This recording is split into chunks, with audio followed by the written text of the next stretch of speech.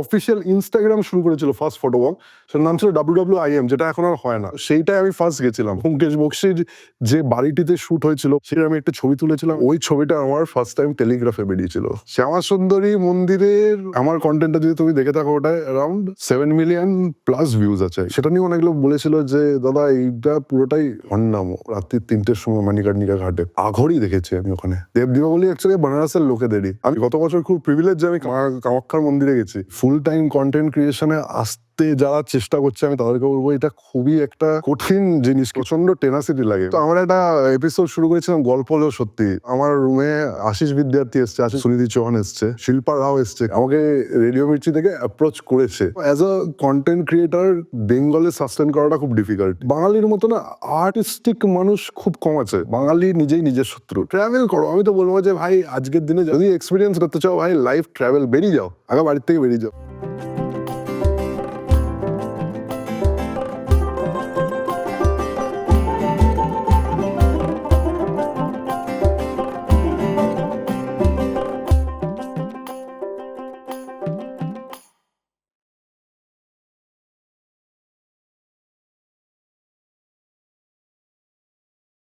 নমস্কার। বৈঠকখানার নতুন পর্বে আপনাদের সবাইকে স্বাগত। আশা করি আপনারা ভালো আছেন, সুস্থ আছেন, আপনাদের পরিবারের সবাই খুব ভালো আছে। তো আমাদের এই সুন্দর আমেজের মধ্যে আমাদের সঙ্গে আজকে যিনি আছেন, তিনি একজন ফটোগ্রাফার, তিনি একজন ট্রাভেল ব্লগার এবং তিনি এমন একজন যিনি ইনস্টাগ্রামের সঙ্গে মানে ইনস্টাগ্রামের শুরু থেকে যুক্ত এবং ইনস্টাগ্রামটা গ্রো হতে দেখেছেন। তার সঙ্গে তিনিও গ্রো হয়েছেন। তো তার সঙ্গে আমরা জানবো কীভাবে কন্টেন্ট ক্রিয়েশন গ্রো করেছে ওয়ার্ল্ড ওয়াইড, স্পেশালি আমাদের বাংলায়। তিনি কী চ্যালেঞ্জেস ফেস করেছেন এবং আরও অনেক কিছু। তাহলে চলুন আর বকবক না করে তার সঙ্গে শুনি, তার একটু জীবন কাহিনী শুনি, তার সঙ্গে একটু ট্রাভেলে আমরাও বেরিয়ে পড়ি। আলাপের সঙ্গে আলাপ করিয়ে দিই আজকের অতিথি সুপ্রতিম নন্দী। নমস্কার সুপ্রতিম। নমস্কার, আমি সুপ্রতিম। সাবির তো বলেই দিয়েছে আমার ইন্ট্রো, কিন্তু ছোট্ট করে আমি নিজে দিয়েও আমার ইন্ট্রোটা একটুখানি বলি। তো আমি বেসিক্যালি একজন ফটোগ্রাফার। ফটোগ্রাফি শুরু করার পেছনে আমার কারণ ছিল হচ্ছে খুব সিম্পল, সেটা হচ্ছে যে আমি আমার মেমোরিজগুলোকে ফ্রেম করতে চেষ্টা করেছিলাম, যাতে পরবর্তীকালে যখন আমি দেখব তো সেই ফ্রেমগুলো যাতে আমাকে কোনো রকমের একটু আনন্দ দেয়। তো এইখান থেকেই আমার ফটোগ্রাফির জার্নি শুরু। একদিকে আমি খুব ছোটবেলায় শুরু করেছিলাম ফটোগ্রাফি, সেটা আমার একটা প্লাস পয়েন্ট। আর এই ফটোগ্রাফিটা যে শুরু করেছিলাম খুব ছোটবেলায়, এটা হয়েছিল কারণ আমার ফ্যামিলির মধ্যে একজনের কাছে ক্যামেরা ছিল। তো আমার জ্যাঠার ক্যামেরা নিয়ে আমি আমার জ্যাঠা আমাকে শেখায়নি যে কি করে তোমার অ্যাপারচার সেট করতে হবে বা কোনো শাটার স্পিড সেট করতে হবে বা ধরো ISO কি করতে হবে, মানে কিছুই, মানে A to Z এর কি আমাকে এটুকুও শিখিয়ে দেয়নি। আমাকে একটি ক্যামেরা দিয়েছিল, বলেছিল যে সেটাও আমার মনে হয় D3200, তখন নিকনের ওই ক্যামেরাটা মনে হয় 25-30 হাজার টাকা দাম ছিল। তো এইটা হচ্ছে 2017 আই গেস, 2017। তখন আমি 2016, তখন আমি সেকেন্ড ইয়ারে পড়ি। এবং আমার এতটুকু মনে হচ্ছে যে আমি টিউশন করাতাম। আমার 3টে স্টুডেন্ট ছিল, আমি যাদেরকে ইংরেজি, ম্যাথস ইত্যাদি পড়াতাম। তো সেইখান থেকে যে টাকাটা উপার্জন করতাম না, সেই টাকাটাকে আমি সেভ করতাম।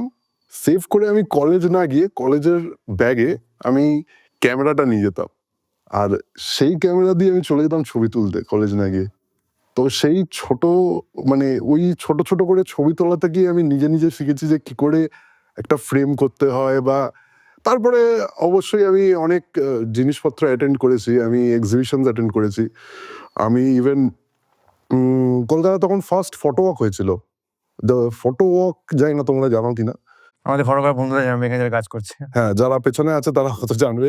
বাট কলকাতায় যখন ফার্স্ট ফটো ওয়াক হয়েছিল না, তখন ইনস্টাগ্রাম মানে অফিসিয়াল ইনস্টাগ্রাম শুরু করেছিল ফার্স্ট ফটো ওয়াক, সেটার নাম ছিল WWIM, যেটা এখন আর হয় না।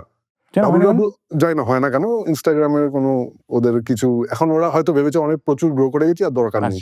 তখন ইনস্টাগ্রাম একটা ফটো শেয়ারিং অ্যাপ ছিল, মানে তুমি ইনস্টাগ্রামে খালি স্কোয়ার ফরম্যাটে ছবি আপলোড করতে পারতে না। তো ছিল কোনো স্টোরি, না ছিল কোনো লাইভ, রিলস তো ছেড়েই দাও। মানে আর কোনো ফিচারই ছিল না, জাস্ট তুমি আর ইনস্টাগ্রামকে তখন ইনস্টাগ্রাম টিম ডিফাইন করতো ইনস্টা প্লাস গ্রাম। সো ইনস্ট্যান্টলি আমি কিছু গ্রাম করছি, এজ ইনস্ট্যান্টলি আমি ধরো এই চায়ের কাপটা যেটা এখানে দিয়েছে আমাকে, তো এই চায়ের কাপটার একটা ছবি তুলে আমি পোস্ট করলাম। That was the definition of Instagram. তো সেইখান থেকে ইনস্টাগ্রামের শুরু। আর ওই ওয়ার্ল্ড ওয়াইড ইনস্টামিট WWIM এর ফুল ফর্মস, তো সেইটাই আমি ফার্স্ট গেছিলাম। আর আমি কিছু পাইনি তো, কিন্তু আমার এরকম লাইক মাইন্ডেড প্রায় 20-25 জনের সাথে দেখা হয়েছিল। সেটা হয়েছিল বোটানিক্যাল গার্ডেনে ভোরবেলা। তো খুব মজা হয়েছিল। এবং তারপরে একটি ফটো ওয়াক ছিল, ওইও যখন ফার্স্ট লঞ্চ করেছিল, ওইও সবাই জানে আজকালকার দিনের বাচ্চারা ওই রুলস জানবেই। এবং ওইওর একটা ফার্স্ট ফটো ওয়াক হয়েছিল। তো সেইটা 2017 কি 18, যেখানে ব্যোমকেশ বক্সী ছিল নিশ্চয়ই, মানে ব্যোমকেশ বক্সীর যে বাড়িটিতে শুট হয়েছিল বো ব্যারাকসে, সেই বাড়িটির আমি একটা ছবি তুলেছিলাম। একজন ভদ্রলোক এরকম ভাবে একটা প্রপ দিয়েছিল আমাকে, সেটা ধরে আছে আমার ক্লিয়ারলি মনে আছে, 2017 কি 18 ওটা মনে নেই, বাট ওরকমই সময়। তো ওই ছবিটা আমার ফার্স্ট টাইম টেলিগ্রাফে বেরিয়েছিল। আর টেলিগ্রাফে বেরিয়ে তো আমাকে ইন্টারভিউ এই তো এটা ইন্টারভিউ অবভিয়াসলি নয়, বাট ওরকম ডেকেছিল। তো সেরকম ভাবে আমি শুরু করেছিলাম ফটোগ্রাফি। আজকে কন্টেন্ট ক্রিয়েশনও চলে এসেছি সেখান থেকে। টেলিগ্রাফের ইন্টারভিউ থেকে বৈঠকখানার আড্ডায় কেমন লাগছে স্যার আমাদের এখানে এসে? খুব ভালো লাগছে সিরিয়াসলি, মানে আমার গল্প করতে খুব ভালো লাগে। যদিও টাইম পাই না আমি কারোর সাথে গল্প করার, কারণ এখন অলমোস্ট রোজই বেরিয়ে যাই এদিক সেদিকে শ্যুট করতে। আর যেহেতু তুমি বলছিলে আমি ট্রাভেল, আমার অলমোস্ট ধরে রাখো আমি 4 মাস কলকাতা থাকি, আর বাকি 8 মাস হয়তো বাইরে থাকি, বা 6 মাস কলকাতা আছি, 6 মাস বাইরে। ইভেন 6 মাস যখন কলকাতায় আছি তখন ফেস্টিভ্যালের পেছনে দৌড়াচ্ছি, নয়তো কোনো একটা জায়গায় চলে যাচ্ছি শ্যুট করতে, নয়তো কোনো একটা ভ্লগ করতে চলে যাচ্ছি।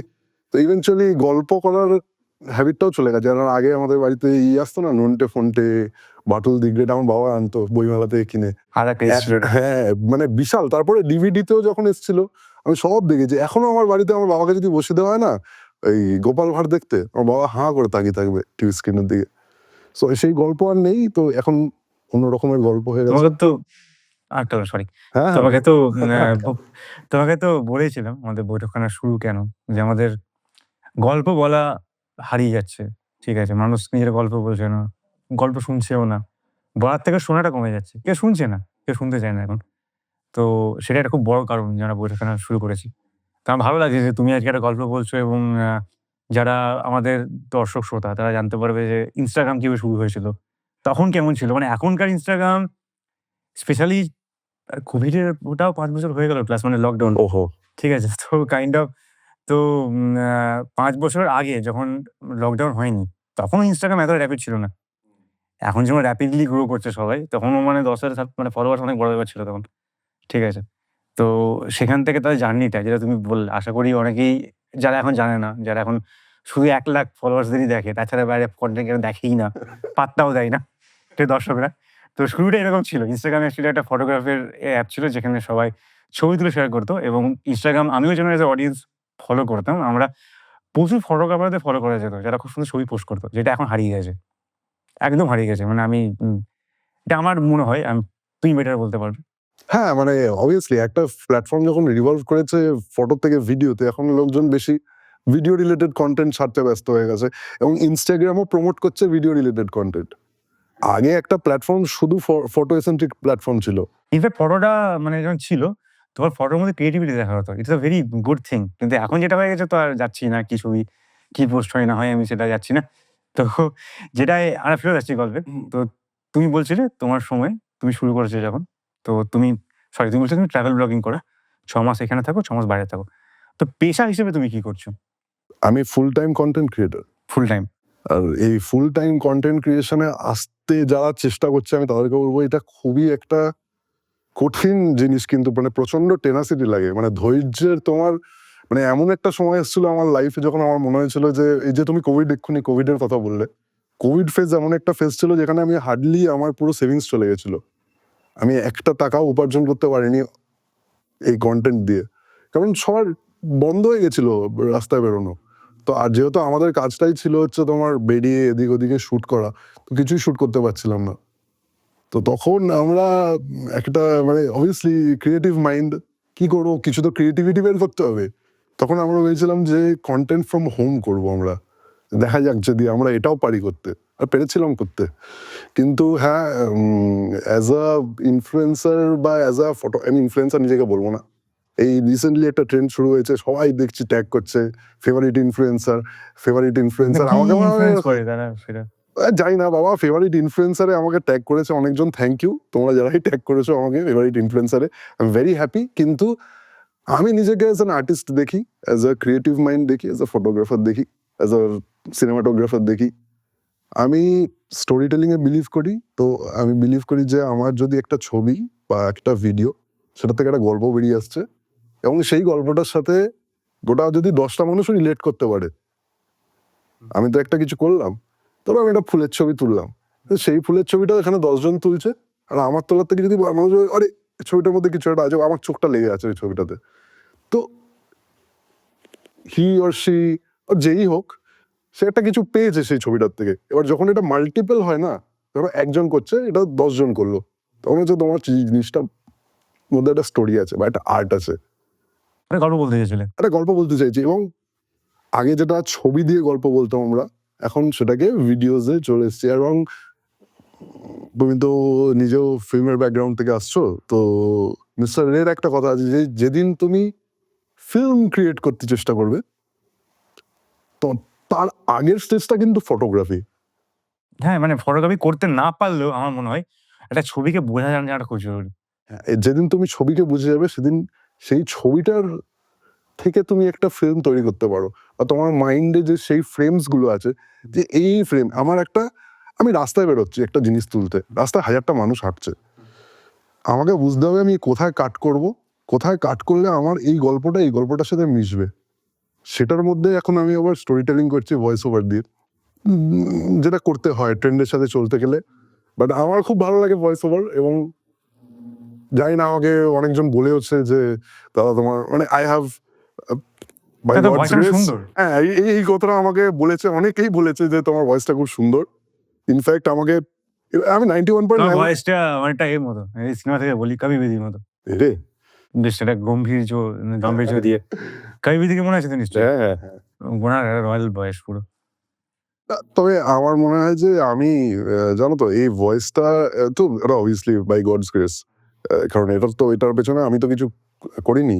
আমরা এরপর থেকে আটকাচ্ছি। আমরা এরপর থেকে যদি কাজ করি ছোটখাটায়, করে সিনেমাটিক কাজ করি, তাহলে আমাদের ন্যারেটরে যেমন আমরা বেশ কিছু ন্যারেটর পেয়েছি, তার সঙ্গে আমরা সুপ্রতিমকে কন্ট্যাক্ট করব গল্প বলার জন্য।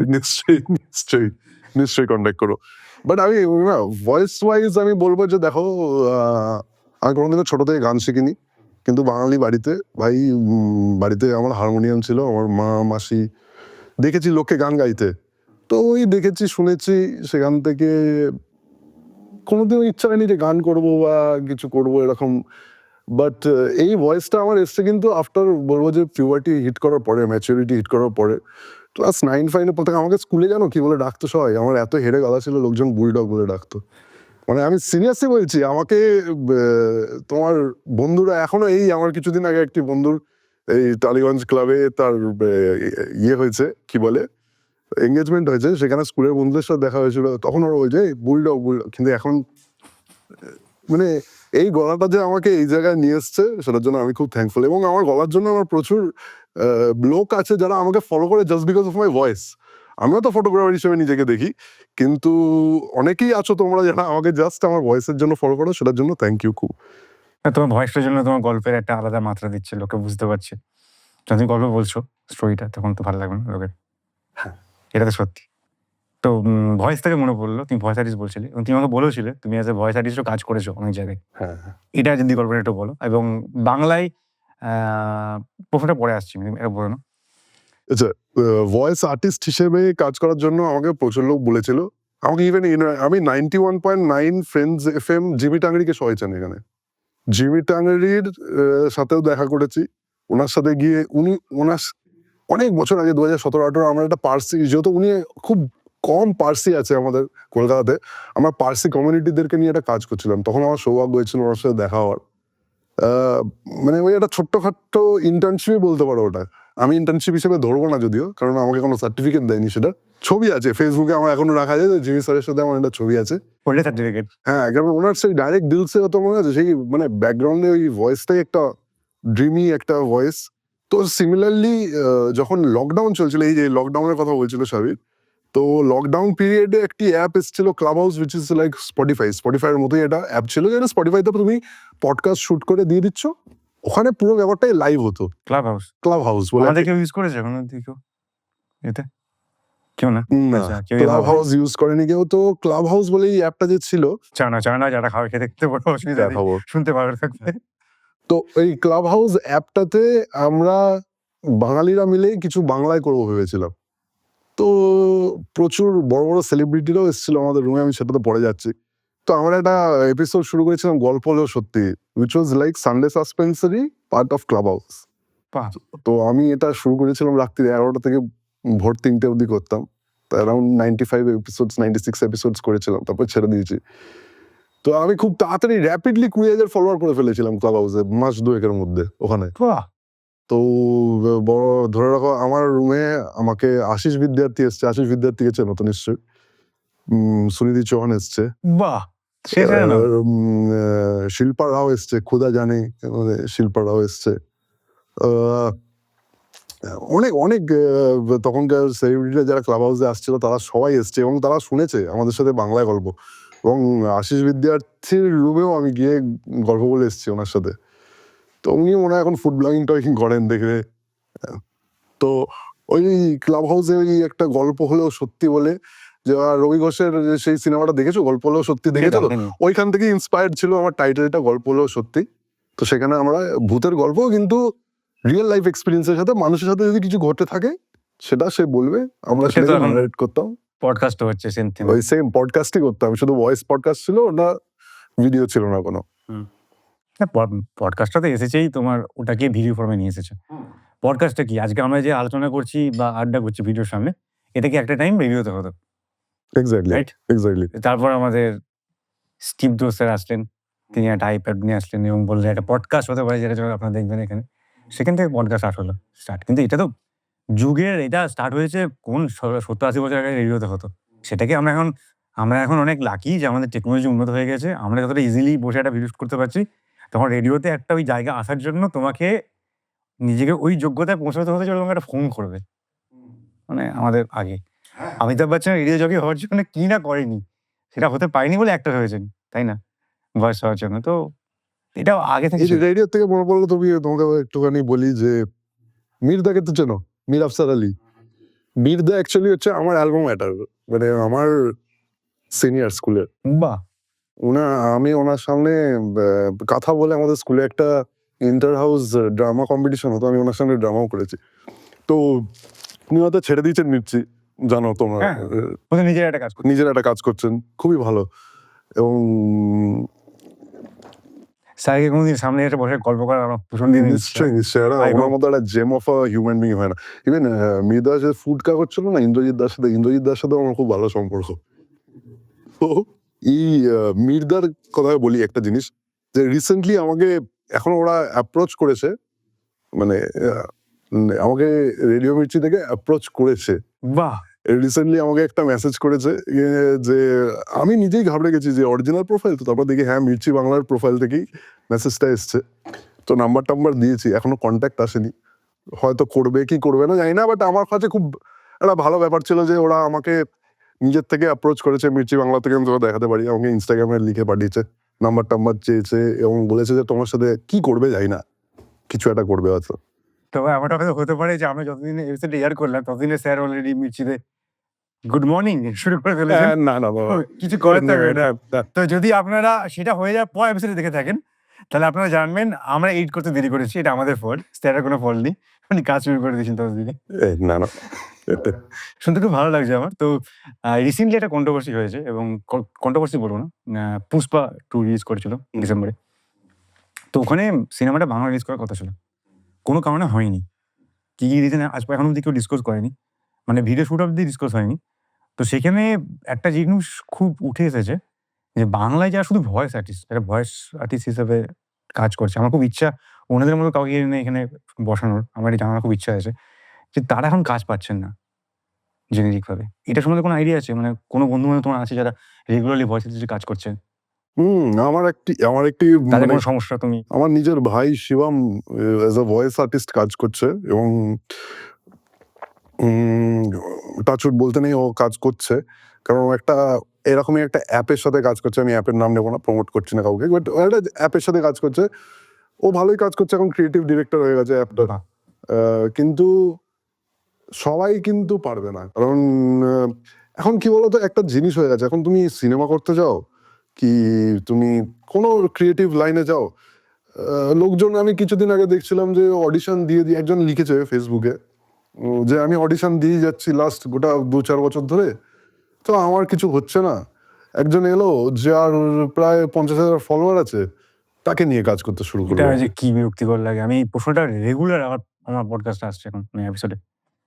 এটা ঠিক না ব্যাপারটা। তো এটা তোমার কিছু করার নেই। কারণ দেখো, যে ডিরেক্টর বা যে প্রোডিউসার কাজ করছে না, তো তারাও চেষ্টা করছে যে আমি কিছু গেইন করবো তাদের থেকে। তো এই গেইনের চক্করে না, এই যেগুলো রিয়েল ট্যালেন্ট, না, আমি একজন পরিচালক হিসেবে বলব যে ধরে নাও তুমি কাজ করতে এসেছো। আমি তোমার সঙ্গে একটা ভয়েস নিলাম। তোমাকে ধরে নাও আমি অ্যাজ এ ভয়েস আর্টিস্ট হিসেবে একটা রোল দিচ্ছি, ক্যারেক্টার দিচ্ছি যে তুমি আমার গল্পটা বলবে। ঠিক আছে? আমি একজন পরিচালক হিসেবে বলছি। তোমার লাখের উপর ফলোয়ার্স আছে ইনস্টাগ্রামে। এবার একজন এসেছে যার ফলোয়ারশিপ নেই। তোমার দুজনেরই কোয়ালিটি সেম। আমি কিন্তু কোয়ালিটি সেম ধরে নিচ্ছি। Quality same. ঠিক আছে? এবং যথাযথ দুজনেই করতে পারছে। এবার যদি এখানে প্রোডিউসার আমাকে এসে বলে যে, "ভাই দুজনেই তো সেম। আমি একজনের থেকে বেনিফিট পাচ্ছি। আমি ওকে নিতে চাই।" আমি হয়তো না করব না। কিন্তু ধরে নাও তুমি এসেছো এবং তোমার থেকে ৫ গুণ ভালো একজন বয়স এসেছে এবং যে খেটে সবকিছু করে দিতে পারছে। তোমার যদি লাখ ফলোয়ার্সও হয়, আমি কিন্তু একে প্রেফার করব। এবার আমি যেরকম মানুষ আমাকে যদি প্রোডিউসার বলে যে, "না একে নিতে হবে," আমি কিন্তু ফাইট করব। কারণ এর ক্রিয়েটিভিটি, এর ট্যালেন্ট এর থেকে বেশি। আমার কথা হচ্ছে দুজন সেম ট্যালেন্ট নিয়ে তর্ক করতে পারো। মানে আমরা যখন কথা বলছি, আমরা তর্ক করতে পারি যুবরাজ সিং, মহেন্দ্র সিং ধোনির মধ্যে কে বেটার ফিনিশার ছিল। এটা আমার যে সাইড নিতে পারো ইটস ওকে। দুজন দুজনের জায়গায় সমান। কিন্তু আমি যদি এখন মানে মহেন্দ্র সিং ধোনির সঙ্গে ধরে নাও কোনো একটা যার সাথে মানে একটা প্লেয়ার যে ১ টা ২ টা ম্যাচ খেলেছে, তারা তো এও ছিল না। তাকে নিয়ে একটা তর্ক করি। হয়তো সে কালকে ইনস্টাগ্রাম করে হয়েছে। মহেন্দ্র সিং তো জানে না মহেন্দ্র সিং ধোনি যে আমাকে একটা ইনস্টাগ্রাম রিল বানিয়ে পোস্ট করতে হবে। সে তো ক্রিকেট খেলছে, রাইট? ধোনি তো জানে না। এবার ধোনি কালকে বলছে যে আমি সিনেমা করতে যাচ্ছি, আমার এখানে আমি রিল বানাতে জানি না। কেউ এসে বলল, "না, আমি কালকে ২ টো ব্যাট চালাতাম। আমার ফলোয়ার 1 মিলিয়ন। তা ওকে নিতে হবে।" এটা তো হতে পারে না। আমি লজিক্যালি বোঝাতে চাইছি। যারা অডিয়েন্স তাদেরকে বোঝাতে চাচ্ছি এবং যারা প্রোডিউসার তাদেরকে বোঝাতে চাচ্ছি। ব্যাপারটা এরকম হতে পারে না যে দুজন সমান দক্ষতা যদি হয়, ১৯-২০ এর মতো ব্যাপার যদি হয়ে যায়, তার মধ্যে আপনাকে কেউ বেনিফিট দিচ্ছে, আপনি নিচ্ছেন, এটা আপনি করতেই পারেন। কিন্তু একজন এক্সট্রিমলি ট্যালেন্টেড, ঠিক আছে? আর কেউ ট্যালেন্টেড না। একদমই ট্যালেন্টেড না। আমি বলছি না মানে ট্যালেন্টেড মানে এটা নয় যে সে ছোটবেলা থেকে সুযোগ পেয়েছে শেখার, এটা নয়। অনেকে পায়, অনেকে পায় না। কিন্তু আমি বলছি একজনের নিষ্ঠা করে সে কাজ করছে, আপনি তাকে সুযোগ দিচ্ছেন না। সে চাইছে। আর একজনের শুধু ফলোয়ার্স আছে। সে কাজটা জানেও না। ঠিক আছে? যেমন একটা খুব বড় উদাহরণ দিচ্ছি আমি। ভুবন আম ইস আ টেরিফিক অ্যাক্টর। মানে আমার মনে হয় ভুবন আম ওয়ান অফ দ্যা ফাইনেস্ট, মানে YouTube এর মধ্যে যদি ২-৩ জন অ্যাক্টর উঠে এসে থাকেন উনি। ঠিক আছে? তুখোড় কনটেন্ট ক্রিয়েটর, তুখোড় অ্যাক্টর। এবার ভুবন আম যদি ওয়েব সিরিজ করে আমি দেখব। কারণ ও নিজেকে ওইটার পেছনে খাটছে। একটা বছর দিচ্ছে একটা ক্যারেক্টার তৈরি করার জন্য। যেটা একটা অ্যাক্টরও দেয়। মানে তার পরিশ্রম আছে। কিন্তু মেক্সিমাম ক্ষেত্রে কি হয়, এই যে Instagram এ হাতে, কারণ এটা নিয়ে অনুরাগ কাশ্যপও কদিন আগে খুব ভোকাল ছিল। মেক্সিমাম ক্ষেত্রে কি হয়ে যায় যে তারা যখন কাজ করছে তারা পেয়ে গেছে, ঠিক আছে পেয়ে গেছি। এবার আজকে তুমি যদি আমাকে নিয়ে যাও যে, "সাবির তোমার সাথে কাজ করছি, তোমার কথা বলে খুব ভালো লাগলো। চলো ট্রাভেলিং এ যাবো।" আমি ট্রাভেলিং ভালোবাসি। তুমি বললে, ঠিক আছে চলো।" এবার তুমি এক্সপেকটেশন কি রাখবে আমার থেকে? যে ভাই ঠিক আছে সাবির একটা যাচ্ছে, ওর নিজের একটা পার্সোনাল জায়গা আছে বা হয়তো চৌকাঠাতে বন্ধুদের বলে টিমের মধ্যে একটা ভিডিও পোস্ট করতে আমার লাভ হবে। হতে পারে। এবার আমি তো ক্যামেরা জানি না। তা আমাকে এটলিস্ট তোমার সঙ্গে গেলে তুমি আমার থেকে চেয়েছো। আমার তো ক্যামেরা শিখতে হবে বা আমাকে যেটা জানতে হবে এটা তোমার বেনিফিট হবে। এবার তুমি আমাকে নিয়ে গেলে ওখানে গিয়ে এবার তুমি বলছো, "সাবির ক্যামেরা চালাও।" আমি জানিই না। আমি ১ মাস সময় পেয়েছি। আমি চেষ্টাই করিনি। তাহলে এই কাজটাও খারাপ হয়ে গেল। আমি বলছি এই সিচুয়েশনটা যেন না আসে। মানে তোমরা কি যারা মানে ফলোয়ারদের নিচ্ছ কনটেন্ট ক্রিয়েটর, তাদেরকে কি এনাফ টাইম দেওয়া হচ্ছে রিহার্সাল করানোর? এটা আমার প্রশ্ন। আনফরচুনেটলি মানে এইটা আমাদের শুধু এখানে নয়, মুম্বাইতেও এই সেম জিনিসটাই হচ্ছে। মানে আমি তোমাকে ওটাই বলছিলাম যে এই জন্যই অনুরাগ কাশ্যপ কিছুদিন আগেই একটা ইন্টারভিউতে বলেছেন যে উনি সাউথে মুভ করবেন, কারণ এই লবিটাকে কিছুভাবে তুমি বন্ধ করতে পারবে না, কারণ ওইটা যেটা বললাম যে সবাই এখন বেনিফিট দেখছে নিজের। এবং আর একটা সব থেকে বড় কি বলতো, আমি যে প্রডিউসার বা যে ডাইরেক্ট করছে তাদের যদি এরকম ডিমান্ড থাকে আমি তাদেরকে দোষ দেবো না, কারণ আজকে যে যুগে চলে এসেছি না আমরা, যুগটা পুরো দৌড়াচ্ছে মার্কেটিং এর পেছনে। তুমি যত ভালো মার্কেট করবে, তোমার সিনেমা যদি খারাপও হয় তোমার তত তত বেশি চলবে তোমার জিনিসটা। আজকে আমি নিজে কন্টেন্ট ক্রিয়েটার বলে বলছি না, বাট আমি নিজে দেখে নিয়েছি যে কন্টেন্ট ক্রিয়েটাররা যে জায়গায় চলে গেছে না, তুমি দেখো না এই যে খাদান, ইনডাইরেক্টলি প্রমোটই হচ্ছে কেন, বাট খাদান মুভি রীতিমতো সাম বিগ ক্রিয়েটার্স আর ডুইং, মানে দেব নিজে গিয়ে তাদের সাথে রিলস বানাচ্ছে এবং পোস্ট করছে। তো এগুলোর পেছনে রিজনটাও কি, যে ওদের থ্রু দিয়ে ওদের অডিয়েন্সটাকেও অ্যাট্রাক্ট করানো। তো সিমিলারলি না, আমি প্রমোশনতে আমি আপত্তি করছি না। মানে আমার কথা হচ্ছে যদি দেবদা কোনো একটা কন্টেন্ট ক্রিয়েটরকে দিয়ে প্রমোশন করে থাকে, আমাকে দিয়ে করে থাকে, সেটা সিনেমার বাইরে হচ্ছে, এক্সাক্ট আমার আপত্তি নেই, করুক, এটা করা উচিত আমার মনে হয়। মানে আমিও করবো। আজকে যদি আমার একটা সিনেমার প্রমোশন হয়, তুমি যদি কাজে আসো এবং তুমি যদি আমাকে সাবিত তোমার সাথে প্রমোশন করে দেবো, আমি খুশি হবো, আমার লাভ সেটাই। কিন্তু আমার কথা হয় যখন সিনেমাটার মধ্যে ব্যাপারে চলে যাচ্ছে, যদি তোমাকে আমি সিনেমায় নিই বা তোমার যদি নাম্বারের জন্য নিই, এইটা আমার রেসপন্সিবিলিটি, তুমি যেন ক্যারেক্টারটাকে জাস্টিফাই করতে পারো। যদি না পারো, এটা কিন্তু দর্শককে অপমান করে, যারা টাকা দিয়ে দেখছে। এইখানটাতে আমার আপত্তি, এইখানটাতেই আমার প্রশ্ন। আমার যেমন আমি খুব সুন্দর উদাহরণ দিচ্ছি, এটা মার্কেটিং প্লেস করার। বিক্রম দেখেছো? বিক্রম মানে বিক্রম বেতাল? না, এই কামাল হাসান স্যারের সিনেমা ছিল। না না না, ঠিক আছে, তুখোর cinema, south cinema. Vijay Sethupathi ছিলেন, ফাহাদ ফাজিল ছিলেন। কোভিডের সময় 2022 বেরিয়েছিল। তুখোর মানে সব স্কিল মুভি। তো ওদের সাউথের তামিল চ্যানেলটার নাম ভুলে যাচ্ছি। ওদের প্রচুর ফলোয়ার্স আছে। ওরা মানে রান্নার কুকিং চ্যানেল, সবাই মিলে গান মানে ভীষণ ফেমাস। তো আমি স্পয়লার দিতে বাধ্য হচ্ছি, কিছু করার নেই। তো ওখানে ক্লাইম্যাক্স হাফ টাইমে একটা তুখোর সিন আছে, ক্লাইম্যাক্স মানে কামাল হাসানের তুখোর সিন। তো ওখানে একটা জায়গা আছে যেখানে পলিটিশিয়ানের এতে রান্না হচ্ছে।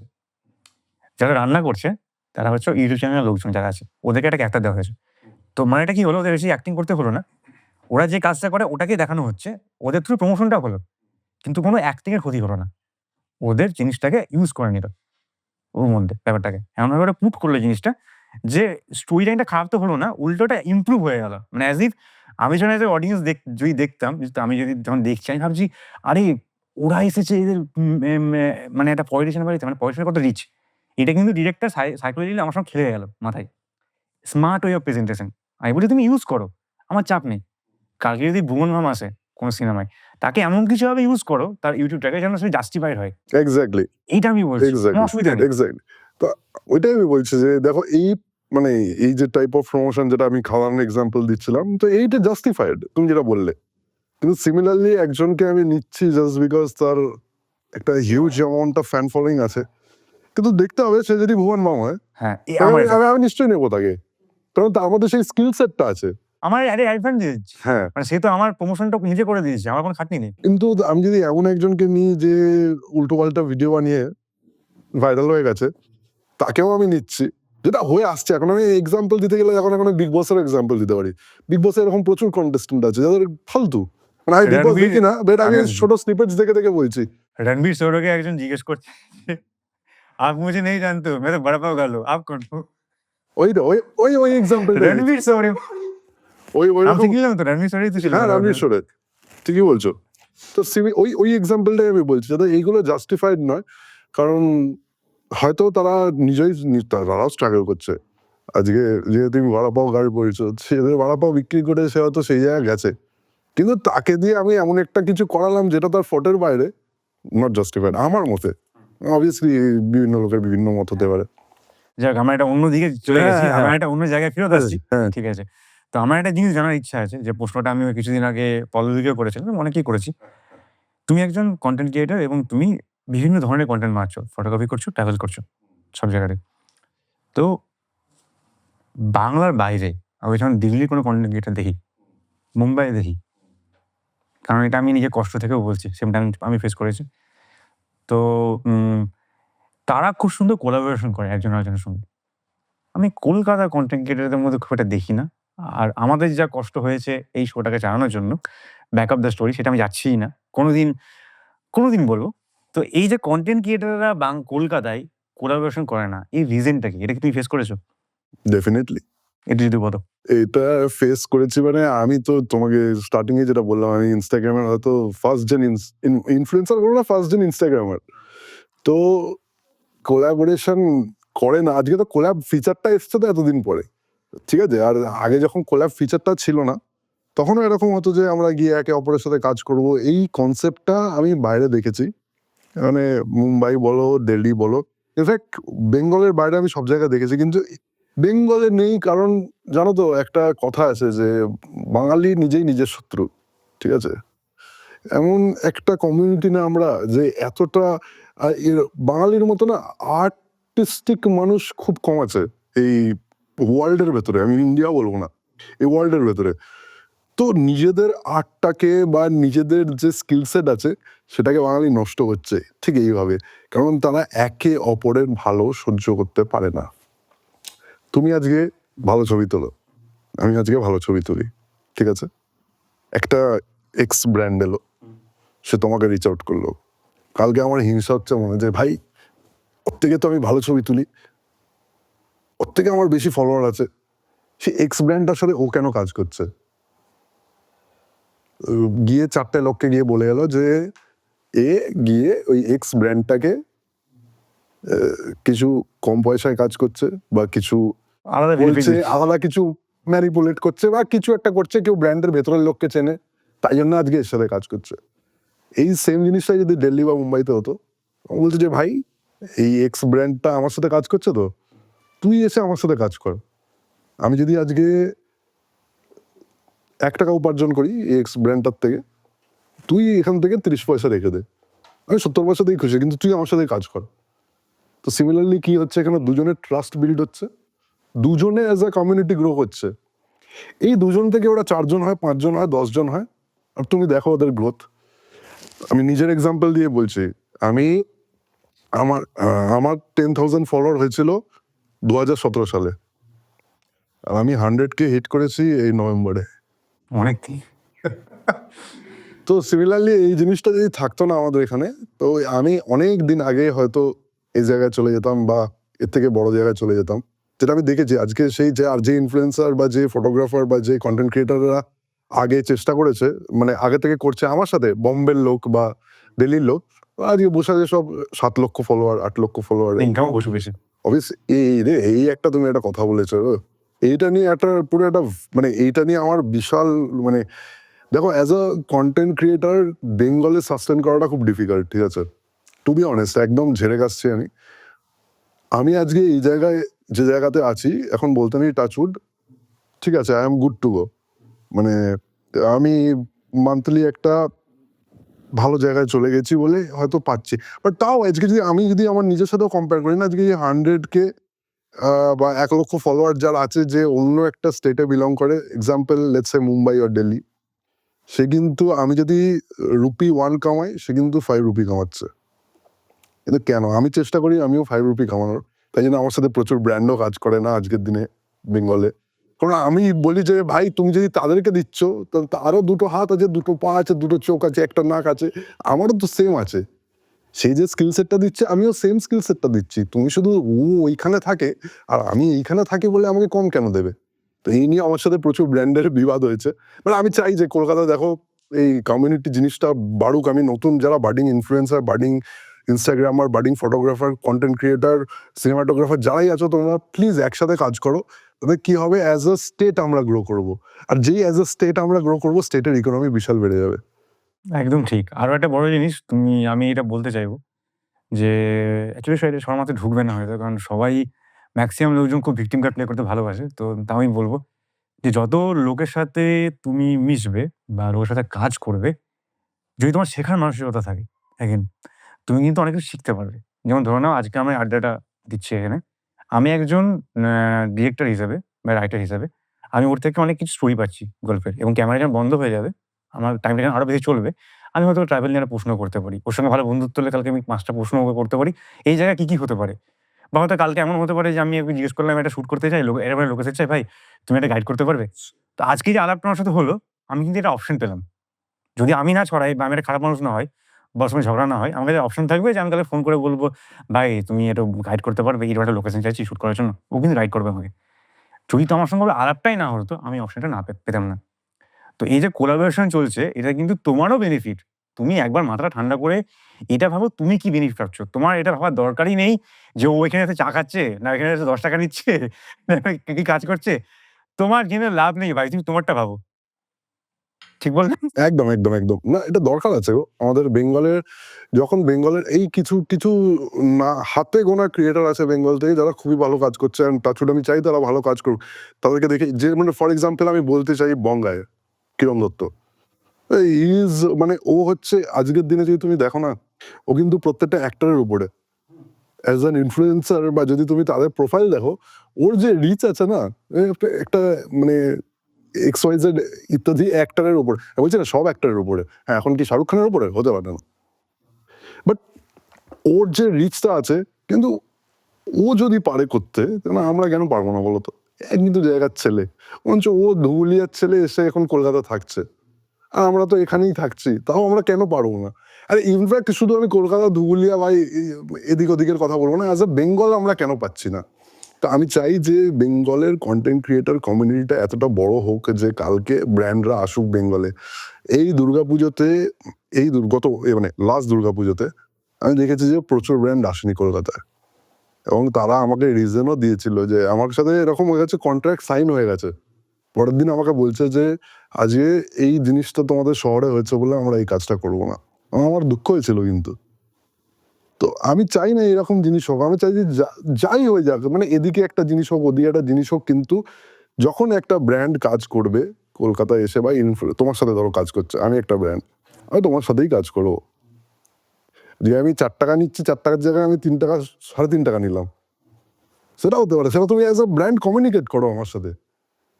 বা তুমি আমার ম্যানেজারের সাথে কমিউনিকেট করো। তো কিন্তু তুমি যদি এটা বলো যে না ভাই আমি করবোই না কাজ ওর সাথে, তখন শহরের খুব খারাপ, জানো তো? মানে সত্যি আমার বলতে খুব খারাপ লাগে। এখনো আমি বলি যে এরকম আগে বরঞ্চ আরো ভালো ছিল। এই রিসেন্টলি এই জায়গায় চলে এসছে। মানে এত ক্রিয়েটর আমি দেখতে পাচ্ছি, এত ভালো, ভালো ক্রিয়েটর আছে, যাদের হয়তো খুব বেশি ফলোয়ার নেই। কিন্তু তাদের কাজ দেখো তুমি, মাথা খারাপ হয়ে যাবে। আর বাচ্চা ছেলেরা, আমি তো শিখি, আমি জাস্ট 30 তে পড়েছি। ঠিক আছে? তো আমার সাথে একটি ছেলে আছে যার বয়স 21। সে যা কাজটা করে আমি তো বলি ভাই হ্যাটস অফ। আমি ওর থেকে শিখি যে কি করে তুই এটা করছিস, ওটা করছিস। শেখার তো কোনো শেষ নেই।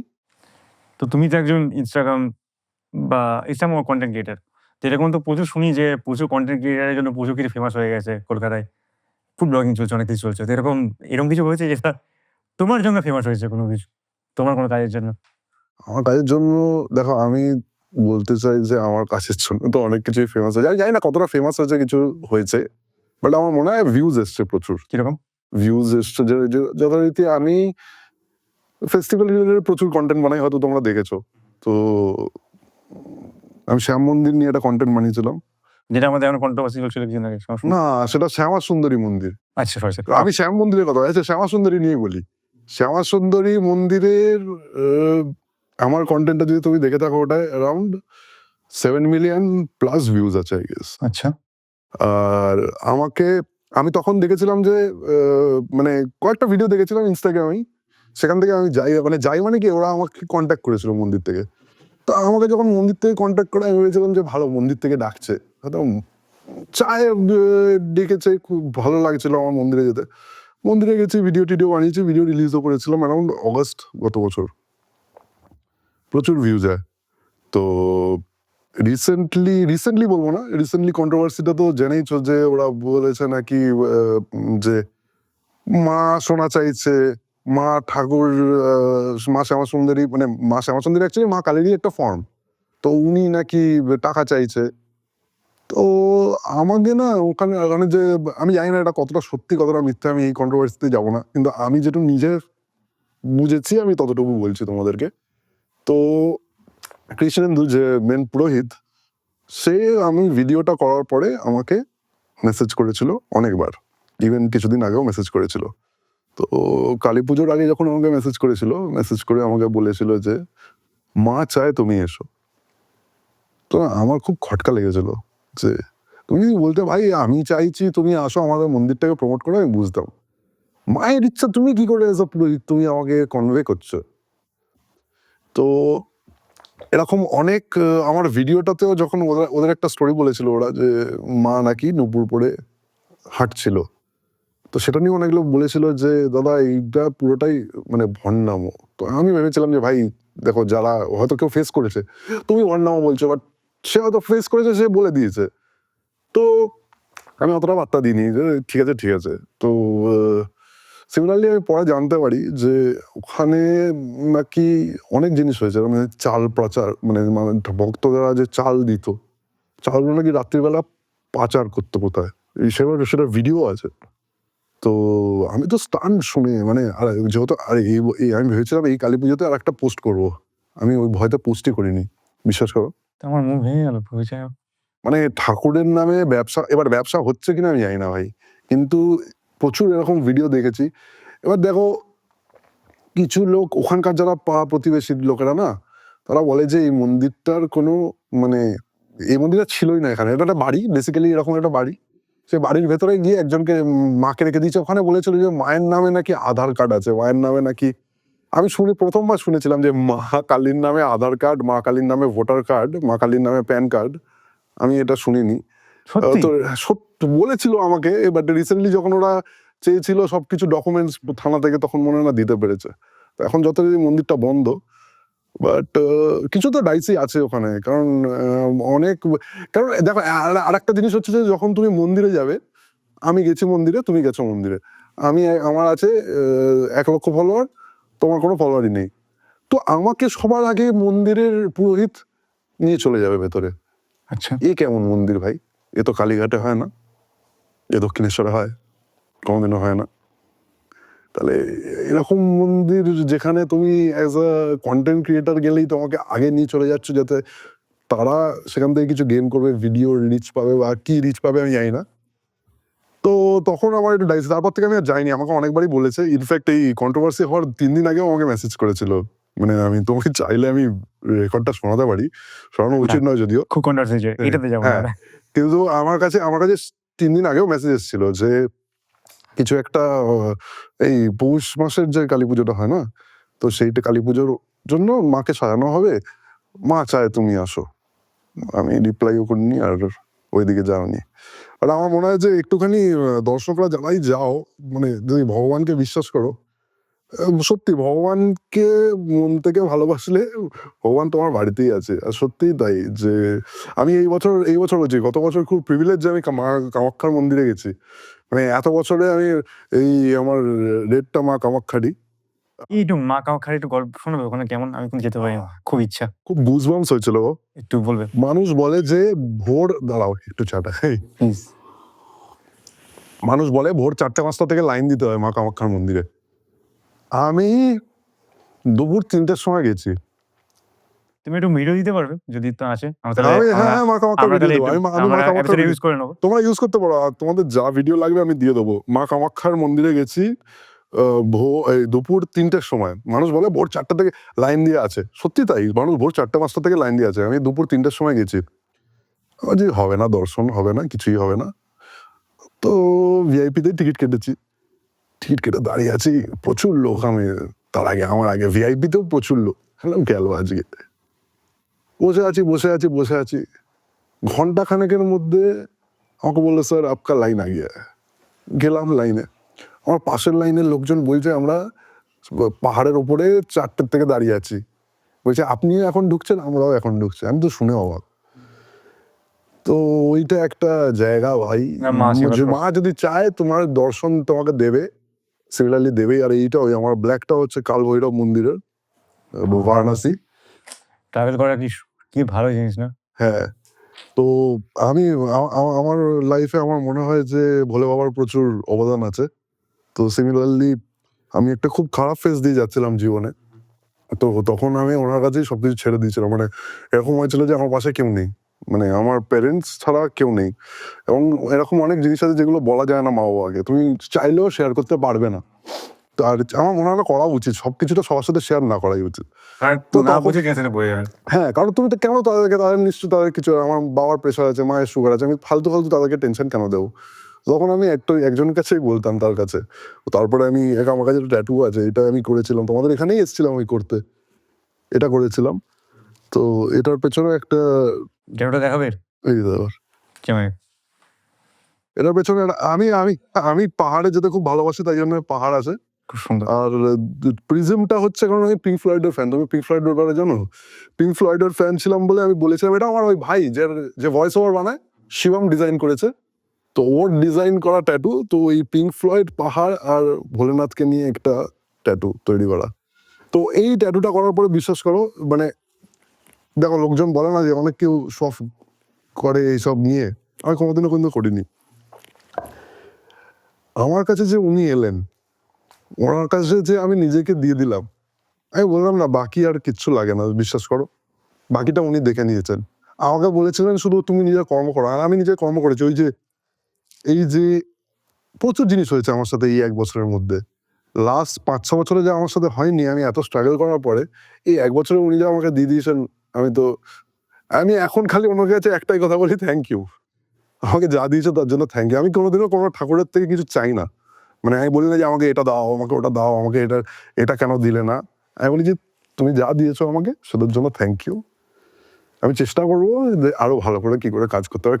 কর্মযোগ যেটাকে বলে না, কর্মা। তো আমি ওই কর্মযোগে বিলিভ করি যে তুমি ভালো কর্ম করো, তোমার ভালো হবেই। আমি ছোটবেলা থেকে এটা বিশ্বাস করি যে আমি কর্মযোগী, কাজ করে যাও, ফলের চেষ্টা করো না। আমি বিশ্বাস করি উপরে কেউ আছে যেটুকু তুমি বিশ্বাস করো, বাট সে সঙ্গে আছে। তুমি কাজটা এমন করতে থাকো, সে দেখে নেবে, শিওর দেখে নেবে। আমি এটার সাথে একটা জিনিস তোমাকে অ্যাড করি। আমি রাত্রির মানিকর্ণিকা ঘাটের ব্যাপারে শুনেছো তো? মানিকর্ণিকা ঘাট হচ্ছে এমন একটি ঘাট বারাণসীর যেখানে আগুন নেবে না কোনোদিনও। মানে ওখানে চিতা জ্বলতেই থাকে, জ্বলতেই থাকে, জ্বলতেই থাকে। যারা গেছো বারাণসী তারা জানে মানিকর্ণিকা ঘাটের ব্যাপারে। তো এই রাত্রিরে আমরা শুট করছিলাম রাত্রি 3টের সময় মানিকর্ণিকা ঘাটে। আঘড়ি দেখেছি আমি ওখানে। অ্যাকচুয়ালি মানে আমার এখনো গুজবাম্পস হচ্ছে। তুই দেখো, আঘড়ি দেখেছি আমি। মানে অ্যাকচুয়ালি যারা আমরা দেখে ওখানে পালিয়েছিলাম, ঠিক আছে? কারণ ওদের চোখের মধ্যে যদি তুমি তাকিয়ে দাও না, বাই এনি চান্স কিছু করে দিতে পারে, ঠিক আছে? মানে ভস্ম করবে, কি করবে ভাই জানি না, অত জানি না, জ্ঞান ট্যান নেই, ভগবানে বিশ্বাস করি। আর তুমি দেখো কিরকম ভাবে বেনারসটা তৈরি, ঠিক মানিকর্ণিকা ঘাটের পাশেই বাবা বিশ্বনাথের টেম্পল। মন্দিরটা আর ঘাটটা একদম অ্যাডজাস্টেড, মানে মন্দির থেকে ঘাট যেতে পারো, ঘাট থেকে মন্দির যেতে পারো। ওই রাত্রিরে আমি দেখেছিলাম সে তন্ত্র মন্ত্র হতে। আর আমি শুট করেছি, আমার কাছে ওনার ছবিও আছে। ওই ওনারা মানে নগ্ন অবস্থায় ছিল সবাই, এবং ভুসি একটা লাগানো। এটা অন্য জগতের ট্রান্স। আমি জানি না ওদের বয়স কত, হতে পারে 100-200 বছর বয়স। বেঁচে আছে, হতেই পারে। বেনারসে যে একবার বেনারস যাবে না, আমার এই নিয়ে অনেকবার হয়ে গেল, আর বেনারস তোমাকে ডাকতেই থাকবে। আমার খুব ইচ্ছে যাওয়ার একবার। প্লিজ যাও। আর চুপচাপ গিয়ে ঘাটে বসে থাকো। আর মানে এমন এমন জিনিস তুমি দেখবে না বেনারস, যে বেনারস তোমাকে আরেকবার নিয়ে যাবেই। আর তোমাকে একটা ভালো কথা বলি, তুমি দেব দীপাবলির সময় যাও। আমি দেব দীপাবলি এক্সপিরিয়েন্স বেনারসে, ক্রেজি এক্সপিরিয়েন্স। মানে ওরকম এক্সপিরিয়েন্স 21 লক্ষ, সরি 29 lakhs দিয়া চলেছিল, 29 লক্ষ দিয়া। ওটা আমার যে ড্রোন শট আছে, 29 লক্ষ তোমরা ইউজ করতে পারো, আমি তোমাদের দেবো। তোমরা দেখিও যে কিরম দেব দীপাবলি হয় বেনারসে। 29 লক্ষ দিয়া যখন ওপর থেকে দেখা যায় না, আর সেই লেভেলের ফায়ারওয়ার্কস তো এখন খুবই কমার্শিয়ালাইজ। এবং আমি 2018 ফার্স্ট দেব দীপাবলি তুলেছিলাম, গত বছরও তুলে এসেছি। কিন্তু সেই দেব দীপাবলি আর এই দীপাবলির মধ্যে অনেক তফাৎ হয়ে গেছে। এখন প্রচন্ড ক্রাউডেড, কমার্শিয়ালাইজ হয়ে গেছে। দেব দীপাবলি অ্যাকচুয়ালি বেনারসের লোকেদেরই। তো ওই দেব দীপাবলির একবার এক্সপিরিয়েন্স করে এসো। আমি বলছি যদি ছবি ভিডিও তুলতেই যাও, না আমি ওইটা ফিল করতে চাই। হ্যাঁ যাও, একবার যাও, কিছু একটা প্রাপ্ত করে আসবে। মোক্ষ না হোক, অন্য কিছু একটা প্রাপ্ত করে আসবে ওখান থেকে। মানে ও মানে কাশির মতো। আর কাশি দেখলে বোঝা যায় যে কাশি প্রচন্ড। এটা ওই রাঘব জুয়েলের একটা ভিডিও ভাইরাল হয়েছিল না কিছুদিন আগে, যে কাশিতে তুমি একবার, মানে মানুষ যায় বার্নিং ম্যান দেখতে, তুমি একবার মানিকর্ণিকা যাও, কাশি গিয়ে বসে থাকো ওখানে। বার্নিং ম্যান কেন, সব ভুলে যাবে। ইচ্ছা হয়ে গেলো যাওয়ার। হ্যাঁ, ট্রাভেলের খুব মজা গো। আমি রিসেন্টলি মানে এই লাস্ট ইয়ারে আমি মেঘালয় গেছিলাম না। মেঘালয় তো এটা অসাধারণ এক্সপিরিয়েন্স করেছি। মানে এমন একটা জায়গায় গেছিলাম, মলিন মাংমা, স্পেলিংও বলতে পারবো না ঠিক করে। মলিন মাংমা বলে একটা জায়গায় গেছিলাম। ওখানে একটা রিভার ট্রেক করেছি এই মনসুনে গিয়ে। আমি ৩ বার মেঘালয়ে গেছি গত বছর। জানুয়ারিতে গেছি, জুলাইতে গেছি, না অগাস্টে, জুলাই অগাস্টের ওই সময় গেছি একবার মনসুন মেঘালয়, আবার ডিসেম্বরে গেছি। ৩ বারে ৩ রকম এক্সপিরিয়েন্স। এই যেটা মনসুন মেঘালয়, মনসুনের রিয়েল বিউটি গুলো দেখা যায় মেঘালয়ে। তো ওখানে আমরা একটা রিভার ট্রেক করেছি, আমি সাঁতার জানি না, আমাকে গিয়ে জলে ফেলে দিয়েছে লাইফ জ্যাকেট ট্যাকেট পরিয়ে। সেখানে সাঁতার কেটে কেটে যাচ্ছি, ভয় থেকে বুক ফুক, মানে আমি তোমাকে দেবো ভিডিওগুলো, তুমি দেখবে আমার কি ভীতু আমি ওইখানে। অবভিয়াসলি যে যার জলের ভয় আছে তাকে যদি তুমি এখন নদীর ভেতর ফেলে দাও, যে বলো যে এটাই একটা ট্রেক, তুমি চলতেই থাকো নদী সাঁতরে সাঁতরে, কিন্তু ওয়ান এক্সপিরিয়েন্স, পা ভেঙে এসছি ওখান থেকে। আমি 4 ফুট একটা গর্তে ঢুকে গেছি ওখানে। 4 Sorry, ফুট হাসলাম কিছু মনে আমার করো না। না হাসো না, আমি নিজেই এসেছি। এই দুটো আঙুল, এই দেখছো আমার আঙুলটা ওঠা আছে এখনো, এই আঙুল আমার নিজে থেকে জুড়েছে। বাপরে! আমি জানতাম না আমার পা ভেঙে গেছে। আমি গুয়াহাটিতে এসে আমার একটা বন্ধুর বাড়িতে ছিলাম, আমি ভাবছি পা ফুলে গেছে, মানে এরম যাচ্ছি তো নদীটা, এবার নদীর মধ্যে কি রক্স আছে, এবার যেহেতু মনসুনে প্রচুর জল ওখানে, তো এবার ওদের অ্যাকসেন্টটা ডিফারেন্ট, ওরা এরকম বলছে, তো বলবি ভাই যে গর্ত আছে, গর্ত যে বলে হিন্দিতে না ইংরেজিতে বলবো ওরা, ও হল হল হল বলছে। আরে হোলকে যদি হল বলে, আমাকে তারপরে বললাম যে গাইডটাকে, রোনারিডকে, যে please tell me bro this is hole not hall. বলছে আই টোল্ড ইউ। আমি বলছি না ভাই এরকম করে বললে হবে না, আমি ওই 4 ফুট গর্তে ঢুকেছিলাম আচমকা। তো আরেকটাও ভুল ছিল আমার, যে আমি কেচুয়ার জুতো না পরে, আমি মানে সরি ডিক্যাথলনের জুতো ডেফিনেটলি ইউজ করো পাহাড় টাহাড়ে গেলে। ভাই ওদের জুতো পরেছিল, ওরা বলেছিল ওদের জুতোটা পরো, আমাদের জুতোটা এইগুলো রিভার ট্রেকের জুতো। ওই জুতো পরে আমার ওই যে ঢুকলাম, তারপরে ওইটা ভাবেই রিভার ট্রেক কমপ্লিট করেছি, ওইভাবেই আবার গেছি ওই পা নিয়ে। তখন তো অ্যাড্রিনালিন প্রচন্ড বডিতে, জানি তো না কি হয়েছে মুচকেছে। ওই মুচকানো পা নিয়ে ঘুরে এসে যখন গুয়াহাটিতেও এসছি, গুয়াহাটিতে এসে রয়েছিলাম অনেকদিন, একটি বন্ধুর বাড়িতে ছিলাম, ওখানে মজা টজা করেছি। তারপরে যখন কলকাতায় এসছি, কলকাতায় এসে বাড়িতে এসে বাবা বলছে যে এদিক থেকে এইরকম পা ফুলে গেছে, ফুটবলারদের যেরকম পা হয়ে যায় না ওরকম ফুলে গিয়ে, বললো যে একটুখানি এক্সরে করাতে গেলাম, এক্সরে রিপোর্টে এলো কি, এক্সরে আনসার দেখে বলছে আপনার তো পা ভেঙে গেছিল, আঙুল দুটো ভেঙে গেছিল, কিন্তু আঙুল দুটো আবার নিজের থেকেই জুড়ে গেছে। আমি ওকে কি জিনিস ভাই, আঙুল ভেঙে গেছে দিয়ে আঙুল নিজের থেকে জুড়ে গেছে, ফার্স্ট টাইম শুনছি। আঙুলে ফেটা হয়ে গেছে ভাই, কে কার ভেঙেছে বলে। এও একটা এক্সপিরিয়েন্স। মানে আমি ভাই এই ট্রাভেল করো, আমি তো বলবো যে ভাই আজকের দিনে যারা বাচ্চারা আছো না, যদি এক্সপিরিয়েন্স করতে চাও ভাই লাইফ ট্রাভেল, বেরিয়ে যাও, আগে বাড়ির থেকে বেরিয়ে যাও। কাশ্মীর তো এই আমির খানের একটা ওটাই বলতে যাচ্ছিলাম রিসেন্টলি আমি খান প্রথম বলেছিল 2012-র পর বার্ফি টুয়েশন হয়, একটা গোল্ড টেবিল মিটিংয়ে শুনেছিলাম, রণবীর কাপুরকে বলছিল তখন যে ব্যাকপ্যাক নিয়ে বেরিয়ে যাও, ভারতকে চেনো। আর আজকে আমি নিজেও এটার জন্য বলবো, আজকে আমি যেখানে বসে আছি বা আমি নিজে পার্সোনালি যা গেইন করেছি, তার একটা বিশাল বড় কারণ আমি দেশের অনেক প্রান্ত ঘুরতে পেরেছি। ঠিক ঘোরা না, কাজের সূত্রে বাইরে গেছি, অনেক কাজ করেছি, প্রচুর লোকের সাথে আমাকে মিশতে হয়েছে আমার কাজের সূত্রে। ভারতের এহেন কোনো রাজ্য নেই বা এহেন কোনো লোক নেই, মানে রাজ্যের লোক, ভাষা, কালচার সাথে আমার মেশা হয়নি। তো এটা একটা ভীষণ রকমভাবে আমাকে আরো হাম্বল করেছে যে ভাই কালচার কতটা ডিফারেন্ট, সবাই কিরকম, এটা প্রচুর গেইন করায়। সত্যি গো, মানে আমরা এইখান থেকে একটুখানি আমাদের কলকাতা থেকে বেরিয়ে আমরা যদি একটু নর্থ ইস্ট যেহেতু আমাদের খুব কাছে না, আমরা খুব লাকি যে আমাদের খুব কাছে নর্থ ইস্ট। ভাই নর্থ ইস্টে যা গিয়ে দেখ যে মানুষ কতটা, এখনো আমরা প্রিভিলেজড, বিশাল প্রিভিলেজড। ওখানে মানুষকে জলের জন্য বা ইলেকট্রিসিটির জন্য যা খাটতে হয়, সকালবেলা ঘুম থেকে উঠে দেখো ওদের কাছে, আর ওদের কোনো মুখে কোনো কষ্ট নেই, মানে কষ্ট করছে কিন্তু মুখে কষ্ট নেই, চোখ মুখ দেখে সবসময় হাসছে। মানে এরকম মানে তুমি ইন্ডিয়াটাকে চেনো, আমি বলবো যে, কারণ আমরা যদি একটা জায়গায় সীমাবদ্ধ থাকি না, কিছু শিখবো না। আর সিমিলারলি এরকম কলকাতার মতো জায়গা, যেটা আমরা বলছিলাম যে পিএনপিসির জায়গা, বাঙালিরা পরনিন্দা পরচর্চা করেই এগিয়ে যাচ্ছে, নিজেরাই নিজেদের শত্রু হয়ে যাচ্ছে। তো এটা বাঙালিদের একটু স্টপ করা উচিত। সব থেকে মনে পড়লো, আমরা অনেক সুন্দর কথা বলেছি, এবার আমাদের একটু স্টপ করতে হবে, যেটা দুঃখিত আমরা। আমিও ট্রাভেলে মানে যেতে যেতে অন্য জায়গায় হারিয়ে গেছিলাম।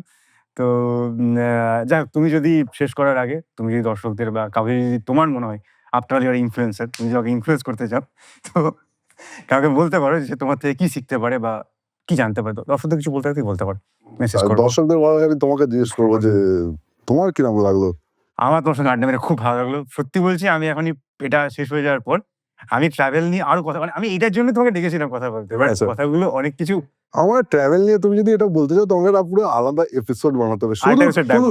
শুধু ট্রাভেল রিলেটেড। তাহলে আমরা কারণ এত গল্প না আমি নিজেও শেষ করতে পারবো না আমরা travel স্যারকে এর আরেকবার ব্যাপারে। ডাকবো এই স্যারটা শুধুমাত্র নেবো না। ট্রাভেলকে ডাকার জন্য। না, না, আপনি ট্রাভেল গাইড আপনাদের আমরা একটু ঘুরবো। আমাদের গরিব মানুষদের সবাইকে বাড়ি নিয়ে আমি বলছি আমি সবাই সবাইকে নিয়ে যাবো। চুপ করে বসে শুনছে সবাই যদি যায়, তোমরা যদি যেতে চাও আমি নিয়ে যাবো তোমাদেরকে ট্রাভেল করতে, আমার সাথে একটা আলাদা এক্সপিরিয়েন্স পাবে তোমরা। ওরা বেরিয়ে পড়ি তাহলে কদিন ভাবছি যাওয়ার কথা। জ্যাকটাকে নিয়ে চলো। হয়ে যাক, চলো আজও শুটে শেষ করে আমরা একটু দক্ষিণা জমিয়ে নিই বাড়ি থেকে বলে, দিন আমরা বেরিয়ে পড়বো। আর নিশ্চয়ই না না দেখো এইটাও একটা ভুল কনসেপ্ট যে ট্রাভেল করতে গেলেই খুব পয়সা লাগে। না, এটা লাগে না সত্যি কথা। আমি এই মেঘালয়াতে একটা ডিপেন্ড করে তুমি কতটা রাখতেই থাকতে চাইছো। আমি ডাউকি বলে একটা জায়গা আছে জানো তো, বাংলাদেশ আর ইন্ডিয়ার বর্ডারে। ডাউকি হচ্ছে একটা নদী যেটা ক্রিস্টাল ক্লিয়ার জল আছে, আচ্ছা, কারণ ওখানে জল নিচে অব্দি দেখা যায়। ওই অব্দি আমি গেছি ম্যাটাডোরের উপর উঠে, একটা টাকা না দিয়ে, দুটো বাচ্চার সাথে এমন করে দাঁড় করিয়েছি, হিচ হাইক করে বেরিয়ে গেছি। আচ্ছা ঠিক আছে, থ্যাংক ইউ আমাকে ডাকার জন্য। সবাই প্লিজ চোরকাটার এপিসোডগুলো দেখো, এবং অনেককেই দেখতে পাচ্ছ না তোমরা যারা ব্যাকগ্রাউন্ডে আছে। তো আই হোপ এদের ছাড়াও আরো লোক আছে যারা এই পুরো চ্যানেলটিকে চালায়। এবং আজকে সাবিরের সাথে কথা বলে খুব সুন্দর লাগলো। মানে মনে হচ্ছে না যে এরকম যে আজকে ফার্স্ট টাইম কথা বলছি। তো যদি ওরা ডাকে ভাগ্য করে আরেকবার হবে, যেদিন শুধু ট্রাভেল রিলেটেড গল্প বলবো। ঠিক আছে, থ্যাংক ইউ। চলো ডাকবো। তাহলে শেষ করি আজকের মতো। ডেফিনেটলি, তাহলে চলো, ভালো থাকো, নমস্কার। ভিডিও শেষ করি। তো দর্শকদের আজকে কথা ছিল, আজকে খুব সুন্দর একটা এপিসোড হয়েছে এবং আমি খুব ইন্সপায়ার্ড ট্রাভেল করতে, যেটা আমি খুব ভালোবাসি। বাট ভাগ্যের ফেরে এবং পয়সার অভাবে এবং টাইমের অভাবে হচ্ছে না, কোনো কিছুই হচ্ছে না। তো দর্শকদের বলবো আপনারা আশীর্বাদ করবেন আমাকে, যেন আমার কাছে প্রচুর টাকা থাকে, যেন ঘুরতে যেতে পারি, আর একটু সময়ও পাই, কাজের সূত্রে বেরোতে পারছি না। তো আপনারা যে যেখানে আছেন কাজ করুন, কাজ করতে থাকুন, হিংসা থেকে বেরিয়ে এসে কোলাবোরেশন করুন, অন্য থেকে কাজ শিখুন, পাশে থাকুন। দেখবেন সে মানুষ যেমন গ্রো করছে, তার সঙ্গে আপনি হয়তো ও 10 পা এগোচ্ছে, ওর সঙ্গে আপনি 1 পা এগোতে পারবেন। নিজের 1 পা এগোনোটাতে ফোকাস করুন। কারণ 9 পা এগোলো, 10 পা এগোলো, এটা ভাবতে গেলে আপনি কোনোদিনই এগোতে পারবেন না। আমি নিজে পার্সোনাল এক্সপেরিয়েন্স থেকে বলছি, প্রচুর লোক এরকম থাকে, আপনি এর মতো হবেন না। কাজ করুন। আমরা চৌকাটা শুরু করেছিলাম আমাদের টিম নিয়ে কোনো এক সময়। এরকম সুপ্রতিমের মতো প্রচুর লোক আমাদের সঙ্গে এসেছে, কাজ করেছে এবং একটা টিমের মধ্যে থেকে গেছে অনেকেই। তো ব্যাস, আর জ্ঞান দেবো না। আজকে ব্যাকপ্যাক নিয়ে বেরিয়ে যান, ঘুরতে বেরিয়ে যান কোথাও। আর যদি কোথাও গিয়ে হাতটা ভেঙে যায়, সুপ্রতিমকে অবশ্যই কমেন্ট করে জানাতে দেবেন। সুপ্রতিমের ইনস্টাগ্রাম হ্যান্ডেলটা একবার বলে ও আচ্ছা, সুপ্রতিম ইনস্টাগ্রামে কিছু রে। বলো। এরা কিন্তু ফেক ফলোয়ার সব। না না না না, বলো, তুই বল। শাটারবং স্পেলিং বলে দাও। SHUTTERBONG। আমি জানি না তোমরা কতজন আমাকে ফলো করো, যদি না করে থাকো করো একটুখানি। আর হ্যাঁ, আমি বলতে গিয়ে ভুলে গেলাম। আমি তোমার সঙ্গেই দেখেছি, তোমার সঙ্গে আরো কিছু কন্টেন্ট ক্রিয়েটর ছিল যারা তোমার টিম হিসেবে কাজ করো। তার মধ্যে আমি দেখেছিলাম প্রোফাইল। যদি ওদের নামগুলো তুমি বলো তাহলে অ্যাটলিস্ট দর্শকরা। এরকম প্রচুর লোকজন আছে যারা কলকাতাতে কাজ করছে। যেরকম কলকাতাওয়ালা বলে একটি ছেলে আছে, নন বেঙ্গলি কিন্তু কলকাতায় আছে, সেও খুব ভালো কাজ করছে। শুভম ফিল্মস আছে, সে খুব ভালো কাজ করছে। নিক্সবাগ বলে একটি ছেলে আছে, সেও খুব ভালো কাজ করছে। আয়ুষ ক্লিক্স বলে একটি ছেলে আছে। তো এরকম আমাদের একটা ছোট্টখাট্ট গ্রুপ আছে, যেরকম আমরা চেষ্টা করছি যে সবাই মিলে একসাথে যদি কিছু ভালো করতে পারলে নিশ্চয়ই তুমি শুধু আমাকে না, আমি বলবো যে সবাইকেই ফলো করো। সবাই খুব ডিফারেন্ট কিছু একটা চেষ্টা করে বানানোর। তো দর্শকদের আমি এটা এপিসোডের মাঝে বলতে চেয়েছিলাম, বাট হয়ে ওঠেনি। তো আপনারা আইডিগুলো পেয়ে গেলেন, অবশ্যই ফলো করুন, এদেরকে ফলো করুন, এদের সঙ্গে থাকুন, কমেন্ট করুন। এবং আপনারা পাশের বাড়ি যদি কোনো সুপ্রতিম থাকে যে কাজ করছে, তার পাশেও থাকুন, যেটা খুব জরুরি। কেউ থাকে না, সেটা বেশি জরুরি।